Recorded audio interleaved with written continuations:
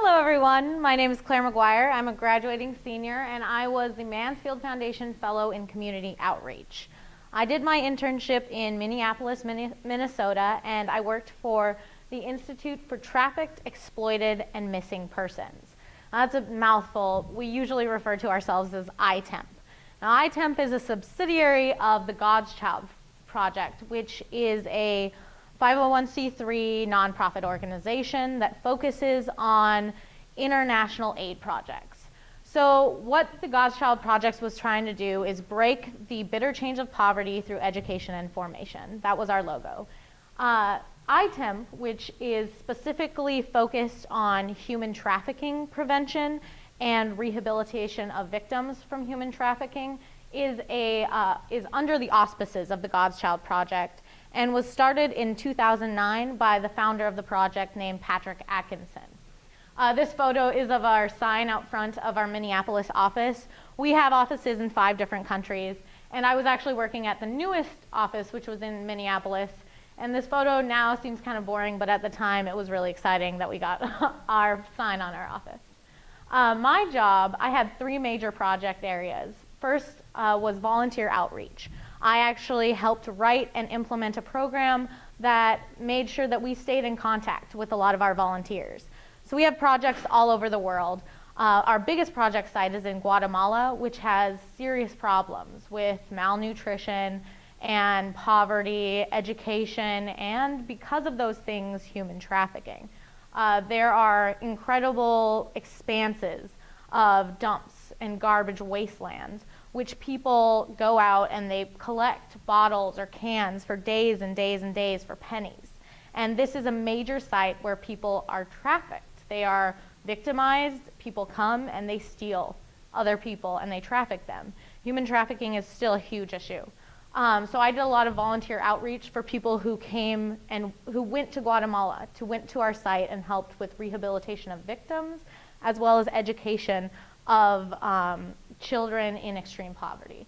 I also was in charge of a summer fundraiser called Eat, Dance, Be Free, and I did a lot of research and translations for the project.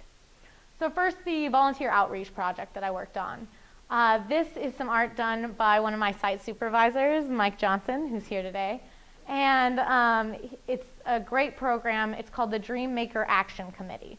Now, when I came onto the scene, this is kind of stalled. It was something that somebody came up with an idea about, and it seemed really cool, but nobody had really done anything about it.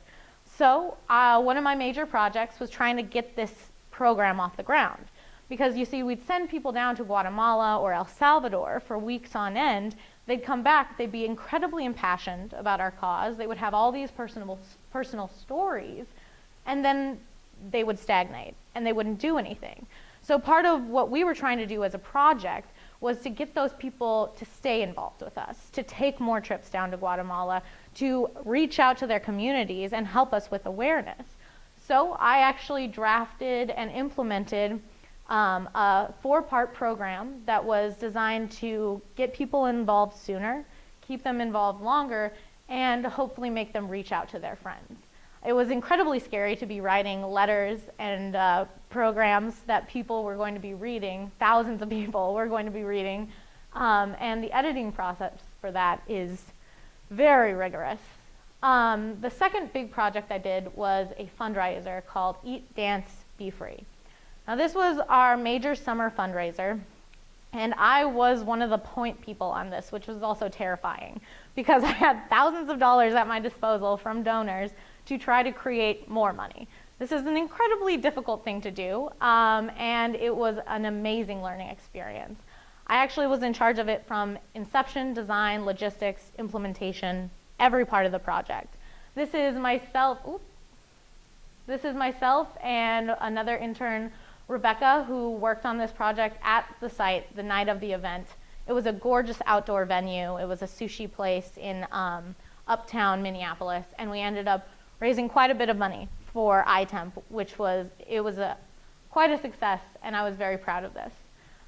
The third part of my job was research and translation. So one of the big things that ITEMP does in the United States is awareness. In other countries, we actually do go out and help people. We rehabilitate victims. We try to catch human trafficking in the act. We provide, Patrick Atkinson, our founder, actually provides expert testimony at trials.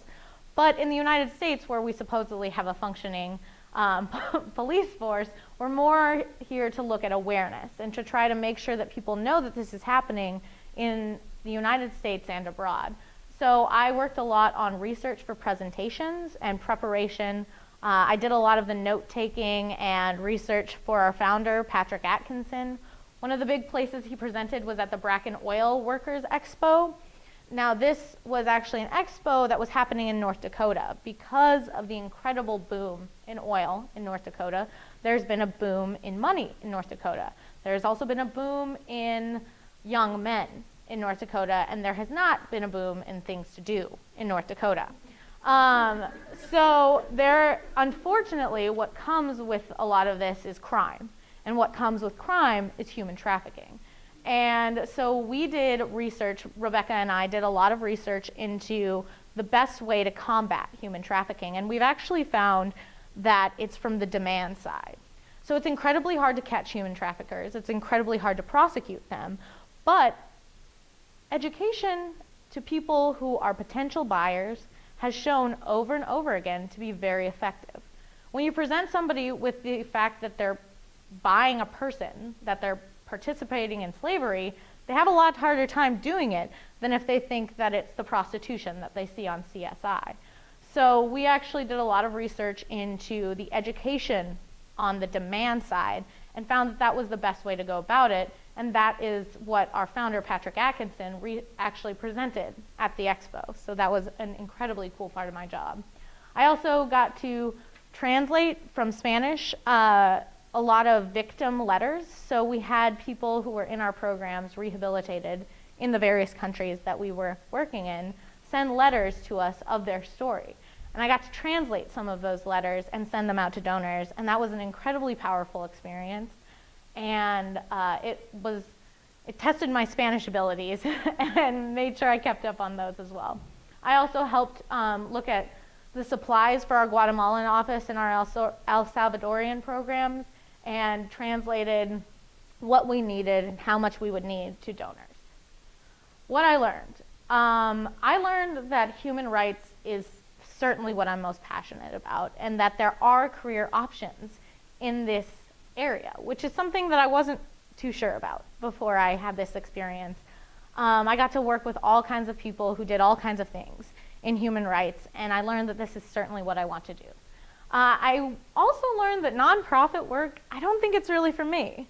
As much as I admired the things that my nonprofit was doing and that other nonprofits were doing, I kept having more of a tendency to think of things as how we could change the government and how we could go in and actually look at the overarching system. And so I've pretty much determined that I want to work in in a governmental capacity.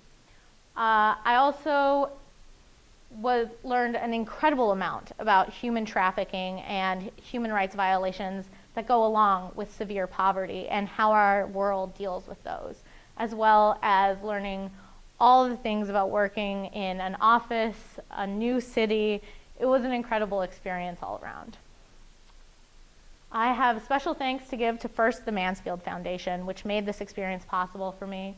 Of course, the entire staff at the Career Engagement Center and the fellowship and the whole fellowship program. They're really amazing and stick with you every point of your fellowship. The RJ Holmes, Leopold, and Megan Hicks in particular work with us a lot and make sure we have all of our ducks in a row and are really incredible resources.